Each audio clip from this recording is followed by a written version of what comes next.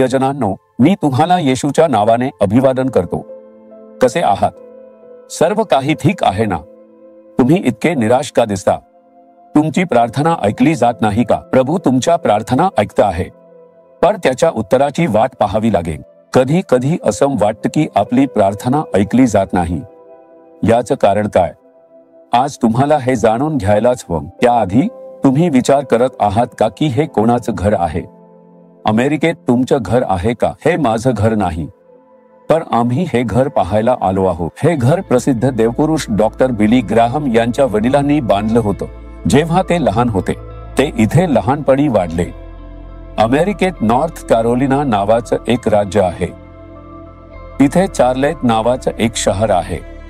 तेच त्यांचं मूळ गाव. डॉक्टर बिली ग्राहम यांच्या वडिलांनी हे घर 1927 साली बांधलं. तेव्हा या घराची किंमत $9,000 होती. डॉक्टर बिली ग्राहम लहान असताना घरातच शौचालय असल्याचं पाहून खूप आनंदी झाले होते. त्या काळात शौचालय घराबाहेर असायची, त्यामुळे आपल्या घरात शौचालय पाहून ते खूप खुश झाले. ते इथेच लहानपणी वाढले. खरं तर हे घर चार्लेटमध्येच होतं, इथून सुमारे 20 किलोमीटर अंतरावर. हे ठिकाणही त्यांचंच आहे. इथेच त्यांनी बिली ग्राहम लायब्ररी नावाचं एक सुंदर संग्रहालय उभारलं आहे. या संग्रहालयाचं उद्घाटन करण्यासाठी 9 अमेरिकन राष्ट्राध्यक्ष एकत्र आले होते. डॉक्टर बिली ग्राहम इतके प्रसिद्ध व्यक्ती होते. त्यांना आणि त्यांच्या पत्नीला या कॅम्पसमध्येच दफन करण्यात आलं आहे. मंत्रालयात त्यांच्यासोबत जवळून काम करणारे 3 लोकही इथेच दफन आहेत. हे खूप महत्वाचं स्थान आहे. इथेच ते राहत होते. तुम्ही म्हणता की हे घर इथून 20 किलोमीटर दूर होतं, पण ते इथे कसं आलं? त्यांनी ते घर तिथून उखडून इथे आणलं. जगभरातून लोक हे पाहायला येतात. हे खरंच एक अद्भुत ठिकाण आहे. तुम्ही अमेरिकेला आला तर हे नक्की पाहायला यावं. हेच ते ठिकाण जिथे देवाचा एक महान माणूस राहिला आणि जिथे त्याला दफन करण्यात आलं. तुम्ही इथे नक्की भेट द्या.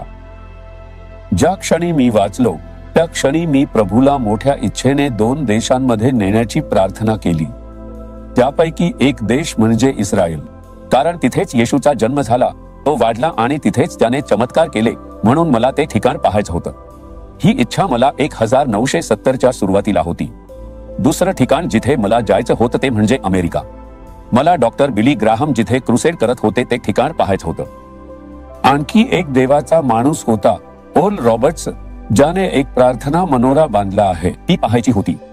मला ओक्लाहोमामधील ऑसबॉर्न फाउंडेशन पाहायचं होतं, जिथे टी एल ऑसबॉर्न यांनी सेवकाई केलं.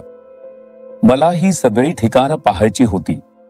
म्हणून मी प्रभूला विचारलं, पहा, आता प्रभू मला दरवर्षी इथे आणतो आहे आणि त्याने मला सेवकाई करायला लावला आहे.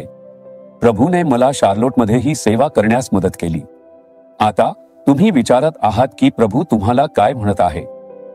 योहान अध्याय 15 वचन 7.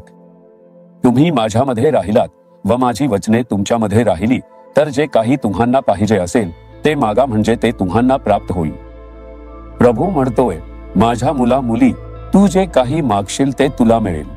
प्रभू येशू असे वचन देतो. तुम्हाला काय हवे आहे? नोकरी, आरोग्य, मुक्ती, मुलांच्या लग्नाची व्यवस्था, गर्भधारणेचे आशीर्वाद किंवा घर बांधकाम? तुम्हाला काय हवे आहे? तुम्ही जे काही मागाल ते तुमच्यासाठी होईल. प्रभूने असे वचन दिले आहे, तो कधीही खोटे बोलणार नाही. पण तुम्ही म्हणता, मागितल्यावरही काहीच होत नाही. मी दररोज प्रार्थना करतो जसे तुम्ही आम्हाला प्रार्थना करायला सांगता, पण काहीच घडत नाही. येशू काय म्हणतो ते नीट ऐका. जर तुम्ही माझ्यामध्ये राहिलात आणि माझी वचने तुमच्यामध्ये राहिली, तर तुम्ही हे दोन्ही गोष्टी काळजीपूर्वक पाहिल्या पाहिजेत. तुम्ही येशूमध्ये राहता का?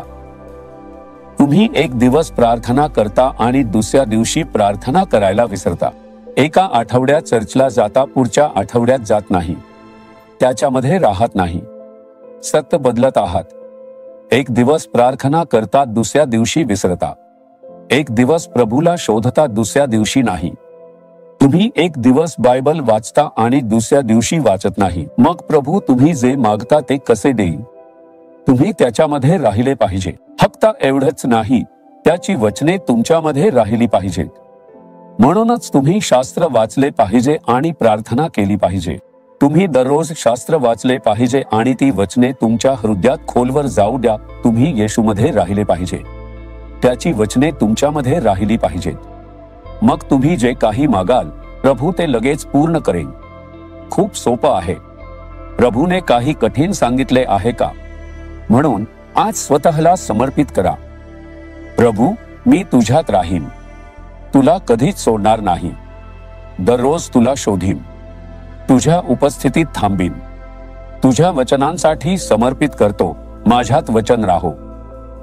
मी तुझं वचन वाचीन, त्यावर मनन करीन, ते माझ्या हृदयात कोरून ठेवीन आणि त्यानुसार जगीन. तुम्ही मागाल ते आजही तुम्हाला मिळेल. स्वतःला समर्पित करा. पुरेसा आहे. प्रभू, मला माफ कर. मी सत्य डगमगत होतो. मी तुझ्यात राहिलो नाही. मी तुझ्या वचनाला महत्त्व दिलं नाही. मी आज स्वतःला समर्पित करतो. मी तुझ्यात राहण्यासाठी स्वतःला समर्पित करतो. मी तुझ्या वचनाला सर्वात जास्त प्राधान्य देतो. कृपया तुझ्या वचनानुसार माझी विनंती पूर्ण कर. प्रार्थना करा आणि पहा, आजही एक चमत्कार घडेल. तुम्ही प्रार्थना कराल का? तुमचा हात हृदयावर ठेवा आणि म्हणा, येशू, मला नेहमी तुझ्यात राहू दे. मी त्यासाठी स्वतःला समर्पित करतो. तुझे शब्द नेहमी माझ्यात राहू दे. मला कृपा दे. मी स्वतःला समर्पित करतो. तुझ्यात राहण्यासाठी मी स्वतःला समर्पित केलं तर मी जे काही मागेन ते तू मला देशील असं तू म्हणालास. मला या गोष्टीत आजही एक चमत्कार हवा आहे. मला या गोष्टीतून मुक्ती हवी आहे. या गोष्टीत एक अद्भुत कार्य कर. तू हे करणार आहेस. मी विश्वास ठेवतो आणि ते स्वीकारतो. मी एक चमत्कार पाहणार आहे. येशूच्या नावाने. आमेन. आमेन. जीसस रिडीम्ड मराठी ह्या YouTube चॅनेलला सबस्क्राईब करा. सबस्क्राईब बटनावर क्लिक करा आणि बेल चिन्हावरही क्लिक करा. दररोजच्या नवीन कार्यक्रमांची माहिती मिळवा.